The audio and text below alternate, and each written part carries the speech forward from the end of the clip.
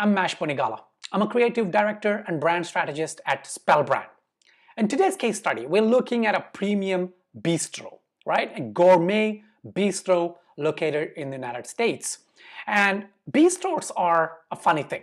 Now, these days, more and more, of course, bistros or even gourmet kind of eateries, delis, they're all kind of waking up and trying to modernize their brand identities and their branding, trying to simplify it because that kind of, okay, delis maybe, that's a separate topic. We can talk about that in another video. But generally, bistros have a very subdued kind of branding going on. Either it's over the top and it's got complex design elements, mostly looking a little amateurish, or they have something that is very archaic.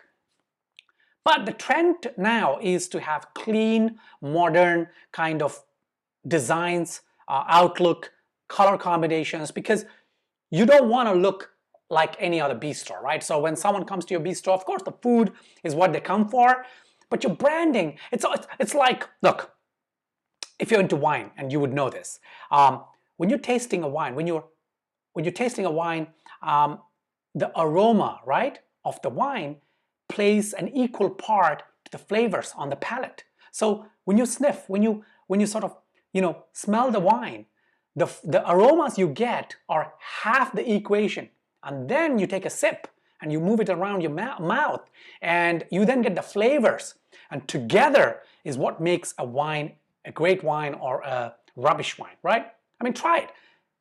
Take a premium wine, something that is coming from a good appellation, maybe, I don't know, Bordeaux somewhere, Margaux, or even Burgundy, whatever, or even Sonoma Valley, Napa Valley. Get a good wine and close your nose and then take a sip.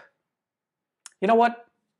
And then later, smell it, take in the aromas.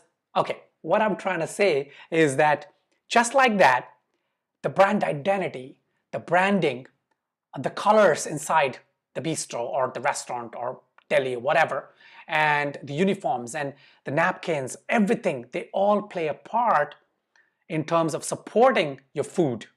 Of course, if you have bad food, nothing is going to help. But then I've been to bistros where the food was okay, but the ambiance, the colors, the logo, the menu, and the kind of decor, everything together, that really sort of made me say, okay, it's okay, I might go again, right? So today's case study, let's jump in and take a look. This is a case study from several years back, and if you look at it, you will notice it's actually as if we did it today, right? It's so modern, even though we created this years ago. And that's why I chose this, because when you're creating a brand identity, when you're creating a logo, when you're creating something for your bistro, it has to be timeless. It has to have that classic elegance, okay? So let's jump in and let me show you what I mean. All right, Premium American Bistro, and as you can see, this is just an overview, and that is the logo. It's called the meat cleaver, and okay, so that is the logo that you can see, the meat cleaver on the right hand side. Beautiful, very friendly kind of font, logo type, almost like handwritten, and then a simple icon. It's got two cleavers and 3 stars, and the stars have a meaning, of course. For this particular brand, it's a legacy brand, so we rebranded it, and it was 3 kind of friends came together to set up this bistro, and those 3 stars represent those 3 friends, and of course the head chef is the biggest star, and of course they wanted it like that. In fact, they wanted to show the importance of that very subtly, right? And then it's in Manhattan, and look at that beautiful kind of icon.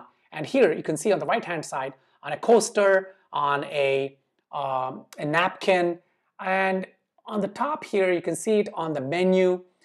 Very elegant, very simple, and very to the point. And this icon, they have t-shirts. Unfortunately, we don't have any photos of that on this case study here, but I did visit this bistro a couple of years back. I don't know how it is doing now, but they had aprons and napkins and around, and it looked fantastic. Not because we made it, but genuinely it looked fantastic. It uplifted the bistro and it took it to the next level for meat lovers. And so yeah, I mean, if you're a bistro and you're looking to rebrand or you're starting out, then take note. Try to tell a story with your logo.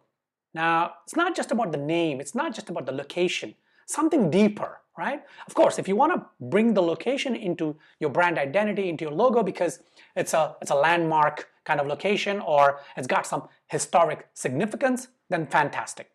But if not, then try to see if you can bring a personal touch, something elegant, like these 3 stars, right? And it has to make for a conversation. Make sure that your patrons, your customers, maybe not the first time, but the second, third time, they're like intrigued. They're like, okay, I get the 2 cleavers. Of course, it's meat cleaver. It's called the meat cleaver. And they do barbecue grills and fantastic kind of meat-based dishes. But what are the 3 stars? Is it a 3-star joint? Are you saying you're just 3 stars? That was something that the owners struggled with. And then, of course, train your staff to know the story so that they can tell the customer, share that story with the customers, and that forms a deeper bond. That creates a connection. And this goes for any brand, but especially in the restaurant industry, the beverage industry, if you're a wine lounge or a wine bar, create this additional layer of connection with your customers.